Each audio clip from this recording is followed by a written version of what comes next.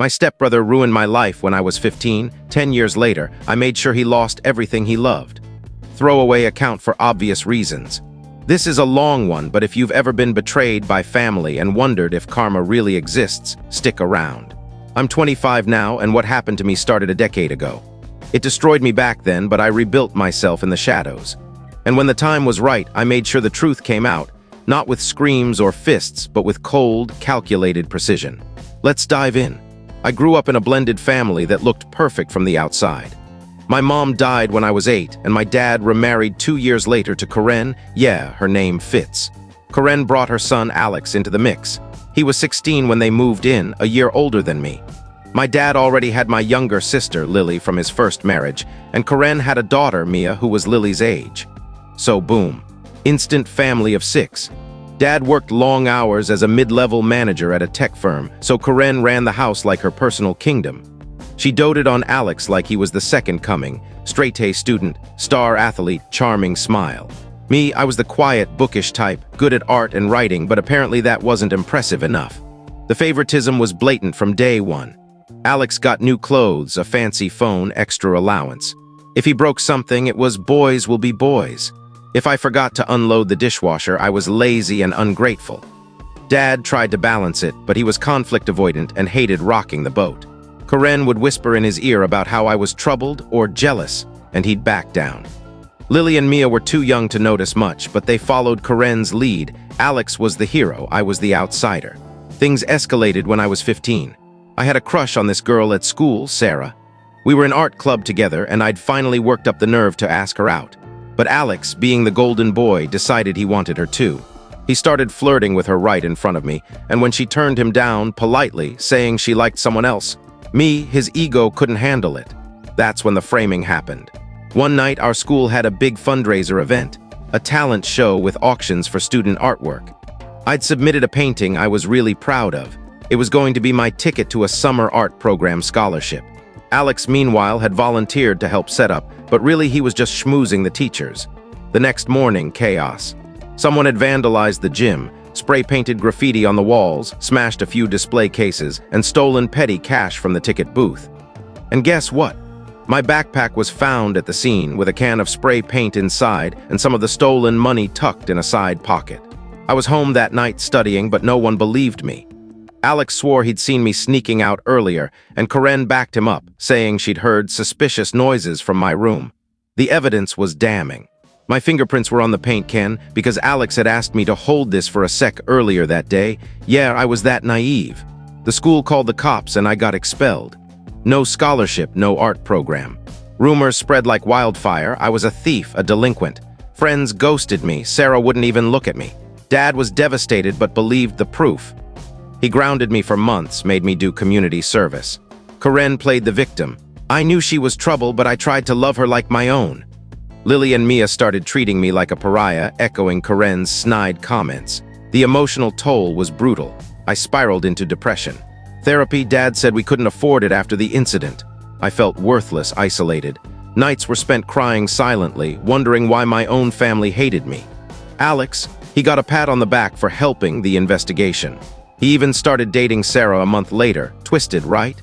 She didn't know the truth, and by then I was too broken to fight. I finished high school online, barely. At 18, I left home with nothing but a backpack and a part-time job savings. Moved to a crappy apartment in another state, cut contact with everyone except occasional check-ins with Dad, who still thought I was at fault but trying to improve. Karen had poisoned the well so thoroughly that even Lily and Mia believed I was the villain. For years, I suffered in silence. Worked dead-end jobs while putting myself through community college, then a state university on scholarships I clawed for. Majored in graphic design and digital forensics. Ironic, huh? Turned my pain into fuel. Built a career as a freelance investigator for small firms specializing in uncovering digital fraud. I was good at it, methodical, patient. But in the back of my mind, I never forgot. I started quietly digging into Alex's life from afar. Social media, public records, nothing invasive at first, just watching. Turns out Alex's success was a house of cards. He went to a decent college on a partial scholarship that Karen bragged about endlessly, graduated with a business degree, and landed a job at a marketing firm. But as I peeled back layers, I saw the lies. He'd inflated his resume, claimed leadership roles he never had, projects that were actually group work he took credit for. Worse, he was embezzling small amounts from client accounts. Not enough to get caught immediately, but a pattern. And his personal life? Married to Sarah, yep, they tied the knot at 22 with a kid on the way. But he was cheating on her with a coworker, documented in deleted emails I recovered through some freelance gigs. Karen and Dad? Still together, with Karen running a local boutique funded by Dad's promotions. Lily and Mia were in college, idolizing Alex as the perfect big brother. The family gatherings I skipped painted this idyllic picture on Facebook. Smiles, vacations, blessed captions. I waited. Patience became my weapon. By 24, I'd built a solid life. Stable job at a cybersecurity firm, my own apartment, even started therapy to process the trauma. The anger simmered, but I channeled it. Revenge wasn't about destruction, it was about exposure. I gathered evidence meticulously, screenshots, financial trails, witness statements from old school friends who'd suspected Alex back then but stayed silent. The plan unfolded piece by piece over 6 months. First, anonymously tipped off Sarah about the affair.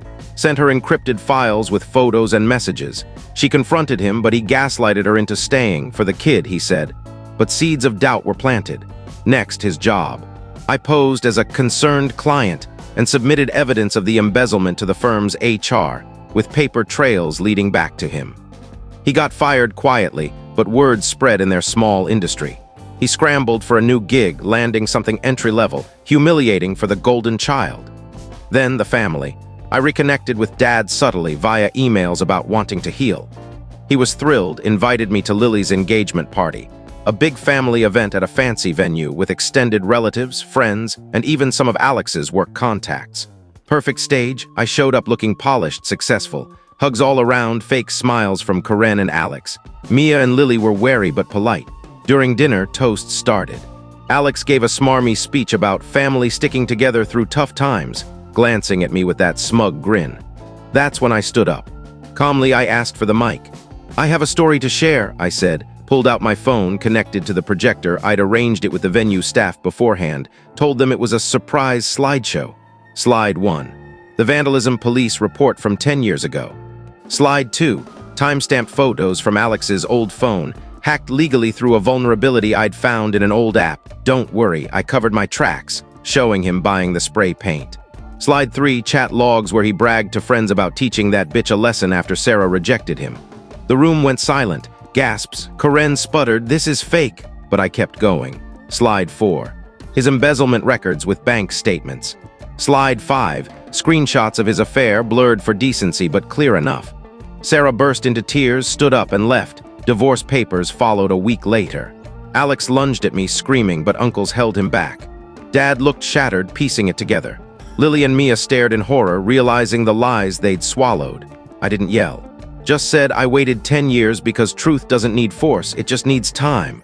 Then I walked out. Aftermath, chaos. Dad divorced Karen within months. Turns out she'd known about the framing and covered for Alex. He apologized profusely. We're rebuilding slowly. Lily and Mia reached out ashamed. We're talking now. Alex lost his job, his wife, his kids' custody battle is ongoing. Last I heard, he's crashing on Karen's couch. Both of them broke after legal fees. Me? I'm free, no more shadows. Moral of the story, justice isn't always swift, but patience sharpens it like a blade. If someone's stolen your self-worth, rebuild it stronger.